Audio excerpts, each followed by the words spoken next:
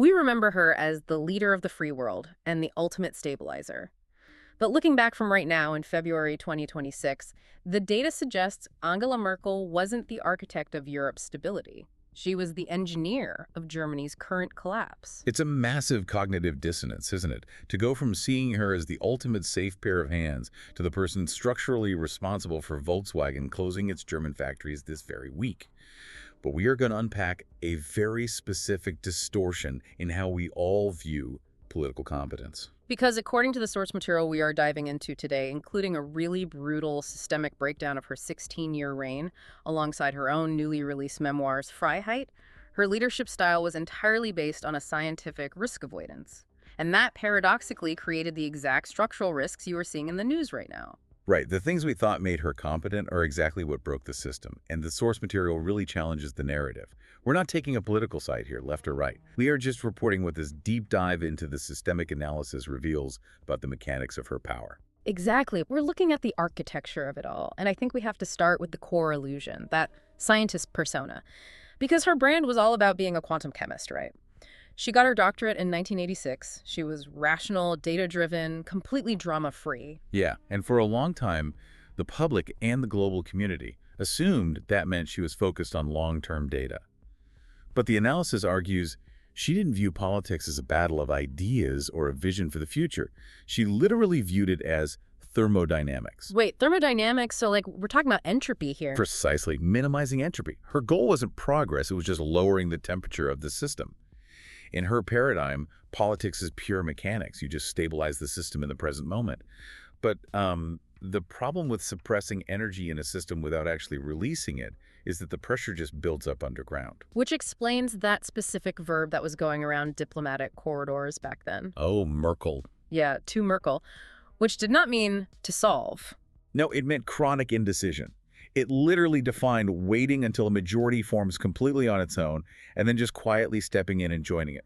The sources call it reactive adaptation. It's like, I was thinking about this earlier, it's like fixing a leaking pipe in your house with duct tape just because replacing the pipe involves too much noise and disruption. That is a perfect analogy. It works for 16 years, the kitchen stays dry, but then one day the pipes just burst entirely. Which brings us to where we are in 2026. Right, and the plumber has retired and is writing a book about how amazing the duct tape was. But if she was just managing entropy, just waiting things out and refusing to make hard choices, how on earth did she survive for 16 years? I mean, the CDU is a shark tank. You don't stay in power that long by just being passive. Well, that's where the scientist mask slips a bit, and you see the predator underneath. The sources are incredibly clear on this. Beneath that moody or mommy image was a deeply ruthless mechanism for pure power retention. The Black Widow strategy? Yeah. She eliminated anyone who could challenge her. We have to talk about the Andenpakt here. Yeah. Because it sounds utterly made up, but it was a real thing. The Andes Pact, a literal secret society from 1979. Yes. A group of highly ambitious young men from the CDU. People like Roland Koch, Volker Bouffier, and crucially, Friedrich Merz.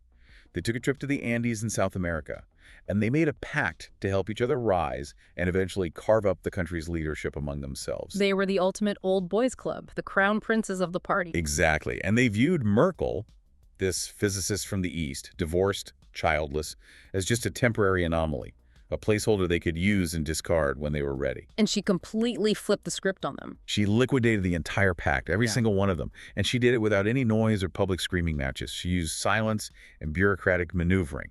Look at Friedrich Merz. Who is currently our Chancellor in 2026. The very same. But back in the early 2000s, he was the rising star, the financial expert. And the analysis shows how she systematically stripped him of his roles, isolated him entirely, and basically froze him out until he quit politics in 2009. He went off to BlackRock for a decade. It's incredibly ironic that he is the one in power right now, having to undo her legacy. It's Shakespearean. But the most brutal example of this power retention the sources point to is Helmut Kohl. Wow. He was her mentor, the giant of German unification. He literally called her mein Mädchen, my girl. And she committed absolute political patricide. Cold-blooded. When the massive party donation scandal broke in 1999, Kohl was just trying to ride it out. The whole party was paralyzed. But Merkel didn't wait. She wrote a devastating op-ed in the Frankfurter Allgemeine Zeitung. Without even telling the party chairman, right? Exactly. She basically told the entire country, the old man is corrupt and we need to cut the rope to save ourselves. She pushed the statue off the pedestal so she could become the statue. And the terrifying insight from the source material is that her primary driver was never Christian democratic ideology. It was power. She hollowed out the party so completely that she became the only load-bearing wall left standing. Which perfectly explains why the CDU collapsed into total chaos the second she left in 2021. She had fired anyone who had a spine. You pull out the load-bearing wall, the roof caves in. Okay, so she was a master tactician for her own survival. But let's shift to what the sources call the engineering of the collapse. Because the real issue isn't that she sidelined Friedrich Merz, it's that she made 3 specific decisions that broke the country's back. Right, the 3 engineers of collapse. And in every single case, the pattern is the same. She chose to lower immediate political heat at the cost of long-term structural integrity. Let's start with the one that is hurting the German economy the most right now, energy. The Energiewende of 2011. This is the ultimate example of panic governance. Remember, she is a physicist. She understands how baseload power works. She knows wind and solar are intermittent. And before 2011, she was actually pro-nuclear. She had literally just passed a law extending the lifespan of German reactors. And then Fukushima happens? Fukushima happens. But more importantly for her calculus, a massive state election in Baden-Württemberg is approaching. The Green Party is suddenly surging. The media is in an absolute frenzy. The heat in the political system is spiking. So to lower the heat, she just flips and adopts the green position. Overnight, she completely reverses her own policy and orders the shutdown of nuclear plants. But, and this is the catastrophic part according to the analysts, she had no plan B. She shut down clean, reliable baseload power without having the grid or the storage capacity to replace it. And the sources mention warning letters from industry leaders, don't they? It wasn't a surprise. Oh, the CEOs of E.ON, RWE, BAF, they all explicitly warned her. They said, if you do this, you are making us entirely dependent on external gas. Yeah. She ignored the physics of the situation just to win a regional election. And the result was walking straight into the Russian gas trap. She hooked the entire German industrial engine to a single pipeline from a hostile power because it was the path of least resistance in that specific moment. And when that gas stopped, the engine seized up, which is why we are reading headlines today about BASF moving major operations to China and Volkswagen closing German plants for the first time in its history. The deindustrialization we're living through is the direct mathematical result of that 2011 decision. She bought a decade of quiet, but she paid for it with Germany's industrial core. Which leads right into the second structural failure highlighted in the documents, the migration crisis of 2015. Wir schaffen das. We can do this. Right, it's etched into history. But the systemic analysis takes a very different angle on this. It argues this wasn't actually driven by humanitarianism. The sources are quite clinical about it. They argue it was, once again, pure risk avoidance. There were thousands of people on the borders. And Merkel's advisors told her that images of German police using water cannons or force to stop families would look horrific on global news. It would evoke the darkest parts of German history. Exactly. The analysis claims she feared the catastrophic PR more than she feared administrative collapse. But there is a political science term the documents use here that explains how she survived the fallout. Asymmetric demobilization. Right, because she stayed popular while doing things that should have enraged her conservative base. How does asymmetric demobilization actually work? It's a diabolical strategy. You don't fight the political opposition, you just make them irrelevant by stealing their popular issues. The SPD wants a minimum wage. Fine, give it to them. The Greens want to kill nuclear power. Done. So the opposition voters just stay home because they don't have anything to protest anymore. Exactly. You bore the other side into submission. But the massive trap, and this is what the authors point out, is that by moving the CDU so far to the left to capture the political center, she completely abandoned the conservative right flank. She created a massive vacuum. And nature hates a vacuum. Exactly. And according to the analysis, that vacuum structurally birthed the AfD, the alternative for Germany. She thought she was neutralizing the left, but she ended up radically opening the door for the far right. And we're seeing those fracture lines tearing the country apart today. Which brings us to the third failure. The one that sounds like an accounting error, but is actually why your train was delayed for 3 hours this morning. The black zero. Schwartz the null, the absolute obsession with a balanced budget. It was sold as the Swabian housewife managing the national checkbook, right? It's such a folksy, reassuring image. The idea that Germany shouldn't spend a single euro more than it earns. But a modern state is not a household.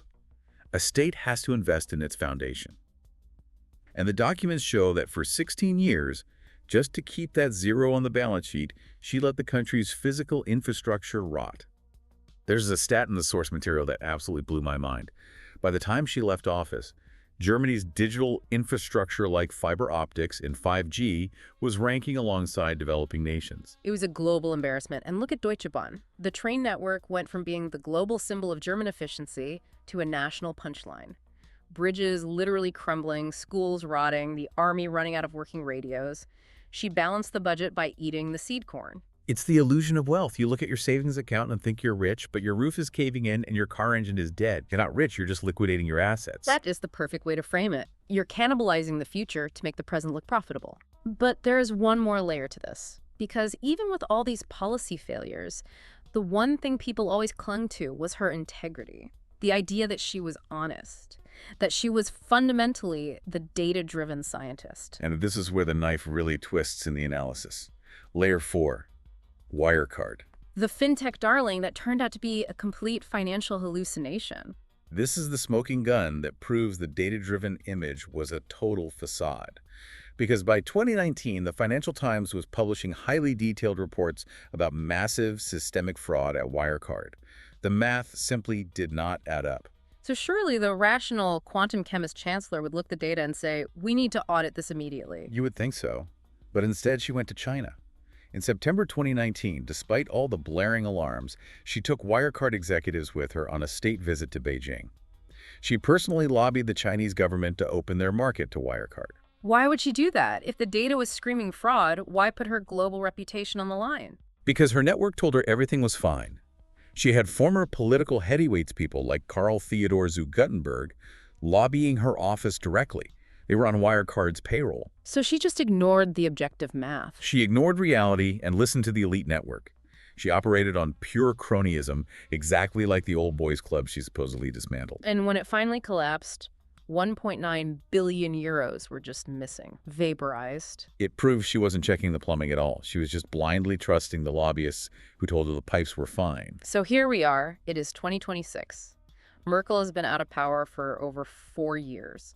We are dealing with the daily fallout, the factory closures, the extreme polarization, the desperate attempts to rebuild the grid. Is she sitting in her retirement admitting any of this? Absolutely not. The sources describe her current posture as aggressive conservation. She is fighting for the statue. She is fighting an all-out war for her legacy. Look at her memoir, Freiheit, that dropped in late 2024. It is a fortress of paper. She defends everything, the Russian gas deals. She claims they were the only possible choice for the German economy at the time. And the migration policy. Pure, necessary humanitarianism in her eyes. She flat out refuses to apologize or admit to a single strategic error. Which really explains the intense public feud with Chancellor Merz right now. It's open warfare. Merz is actively dismantling her entire legacy. He's restarting nuclear debates, hardening borders, pouring massive debt into defense spending. And she broke the golden rule of former chancellors, which is to stay silent. She publicly attacked him. She just couldn't help herself. She sees him undoing her life's work. But the tragedy for her, and the analysts map this out perfectly, is that inside Germany today, her power rating is basically a 3 out of 10. Really? That low? Oh, the global elites at the WEF and the UN still love her. She's a saint in Davos. But locally, in the towns where the factories are boarding up their windows, she is rapidly becoming a toxic asset. The CDU leadership privately just wants to forget her era ever happened. It's staggering how quickly the narrative flipped. Just a few years ago, people were unironically wearing Mutti is the best merchandise, and now the data points to her as the architect of decline. That is the ultimate danger of stability without strategy. It feels incredibly safe while it's happening. But if that safety is purchased by ignoring structural reality, the bill always comes due. So to sum this deep dive up, The safe pair of hands was actually just holding a live grenade the entire time. Precisely. She was an absolute master of the present. She could win any news cycle, survive any coalition crisis, but she was a thief of the future. She essentially borrowed stability from 2026 to pay for comfort in 2015. That is a remarkably heavy realization. It really makes you look at the current chaos we are living through completely differently. It's not just a string of bad luck. No, it's not. And there is one final thought from the systemic analysis that I want to leave you with. It ties perfectly back to her roots in quantum mechanics. Okay, bring it home. In quantum physics, there is something called the observer effect. It's the principle that simply by observing a system, you alter its state. You freeze it in place. Angela Merkel spent 16 years heavily observing Germany. Her gaze, her absolute control, froze the country. She stopped the natural evolution. Exactly. She stopped the natural conflicts, the messy but necessary reforms. She kept the political atoms from colliding. But you can't freeze a country forever. No. And in doing so, she ensured that the exact moment she finally looked away, the moment she stepped down from the Chancellery, the wave function would collapse entirely. The chaos you see in Germany today, the fractured political landscape, the dying industrial base, the crumbling train, none of it is a deviation from her era. It's the result of it. It is the direct mathematical sum of her equations. The chaos was baked in. The chaos was literally the price of the calm. Well, that is a terrifying paradigm shift to end on. But it certainly explains why the trains aren't running today. I highly recommend you check the source materials on this deep dive, especially the chapters on the Andenpakt and the Wirecard lobbying. It is a rabbit hole worth exploring. Thanks for joining us on the deep dive. We'll catch you next time.